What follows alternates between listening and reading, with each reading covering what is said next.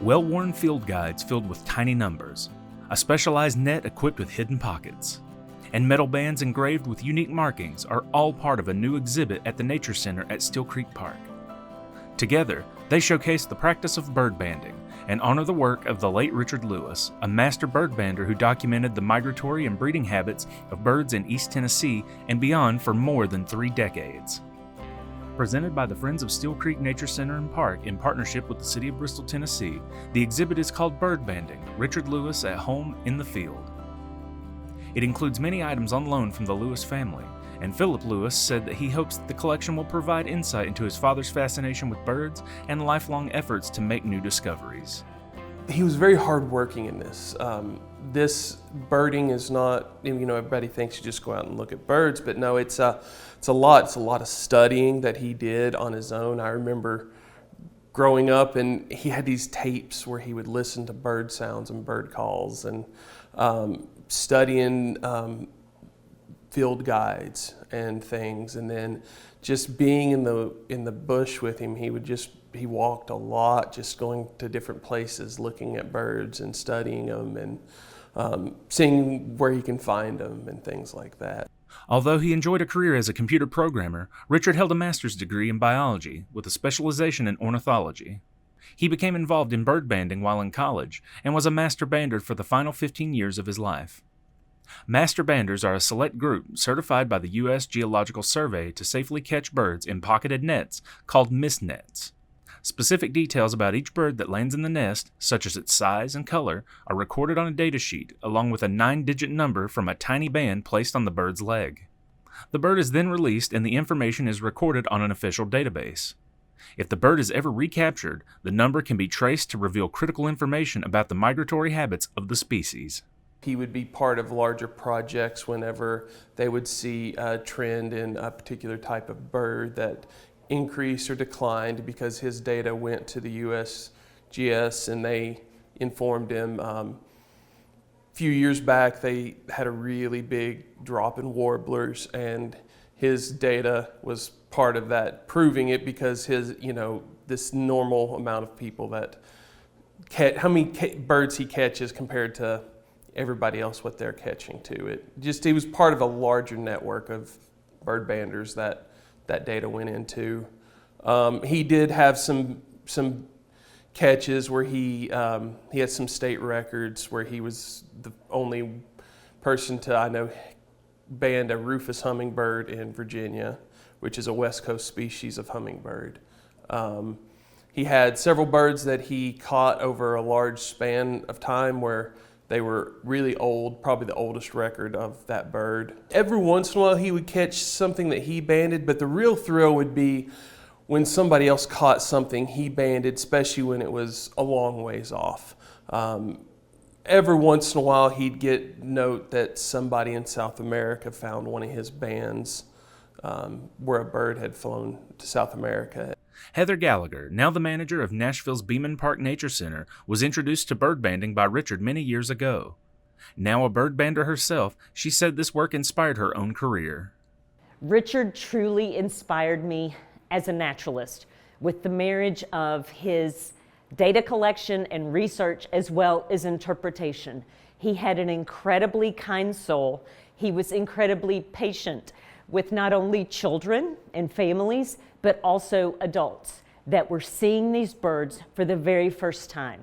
Many people have questions of bird banders such as, is this the same bird that I'm seeing year after year? Whether it's a cardinal or again, a rose-breasted grosbeak or some other songbird that's hanging out at their feeders or in their own habitats. But Richard was able to answer these questions not only as a naturalist with great observations, but I think that he would be excited to share his observations through his data collection. After I knew Richard for a while, I actually went out to his place on VI Ranch Road out in Holston Valley. And he really got excited not only about the recaptures of our permanent residents, but also our neotropical migrants, such as warblers, tanagers, and grosbeaks. These birds that are only nesting in Bristol, Tennessee, just, let's say, between May and August, and then they fly south again? Or what about our winter residents, such as white-throated sparrows and white-crowned sparrows, that are here just for the winter time and then fly back to Canada? All of these birds really excited Richard to see who is hanging out here in Bristol and who is only spending a short amount of time here. Richard studied for many years to gain his level of expertise, but also found joy in introducing others to the world around them, encouraging them to become citizen scientists.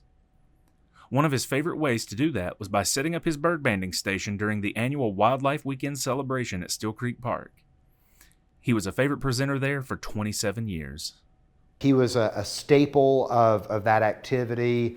He would show up at 5 o'clock in the morning, sometimes set up his mist nets, and that was, he was both collecting data from wild birds, but it was also a public program that was happening every October. So we try to memorialize that in this exhibit.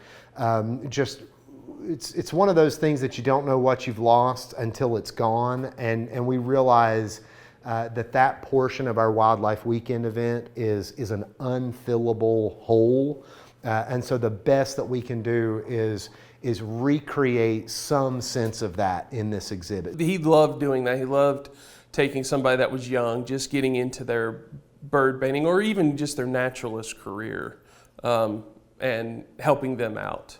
Because he was knowledgeable in birds, but he was also knowledgeable in a lot of other things.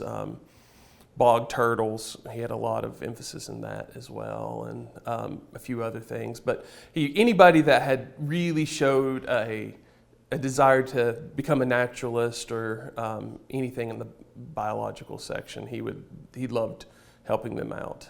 He was really passionate about habitat and the protection of it, and educating people as far as the type of habitat which would bring in certain birds, and that maybe the habitat may not be appeasing to the eyes, but it is ecologically very important.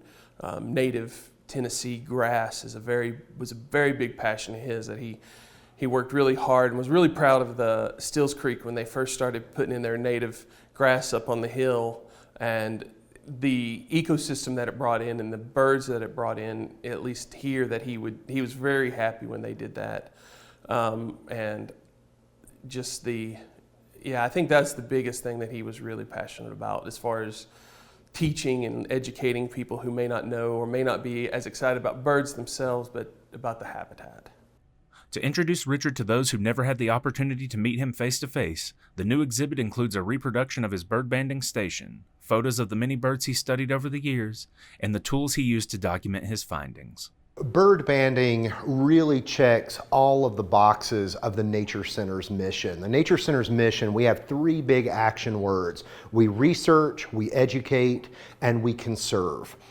So bird banding really is all of those things. It is a scientific initiative, first and foremost. It monitors distributions and species of birds across years, across time. So it's science. It also aids in conservation efforts because it allows us to know what species are where and where they're going. And then what we're so excited to showcase here with this exhibit is, especially with Richard's legacy, it was education, because he was doing this. Yes, he was feeding those scientific and conservation initiatives, but a lot of his banding was happening in the public eye, where people were invited to come take part in his efforts. And it is really something special to get up close and personal with a bird in the hand.